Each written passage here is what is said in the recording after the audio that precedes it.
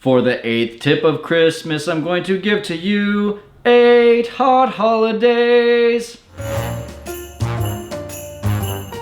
I'm getting seriously close to wanting to talk like Santa, but I'm not going to. So let's talk about the 8 hot holidays for the 8th tip of Christmas. And so these are days that, you can do one of two things. You can go ahead and try to manually price these out and hope that you do the right prices, but Price Labs is a much better option for you for dynamic pricing. So just go down to the bottom of this video in the description and you'll see a free 30-day trial that you can start with Price Labs, and it'll price it for you so you don't have to worry about, am I priced right for Christmas or any of these 8 holidays I'm about to mention. So obviously, my favorite, Christmas, we need to have that as number 1. Number 2, I would say Valentine's Day is a really hot holiday because people are traveling to get out of town and to spend a romantic weekend together most of the time. So number 3 is going to be Labor Day. Number 4, Independence Day, especially if you have a lake property. Holy cow, both of those last two can definitely do well for you, especially Memorial Day.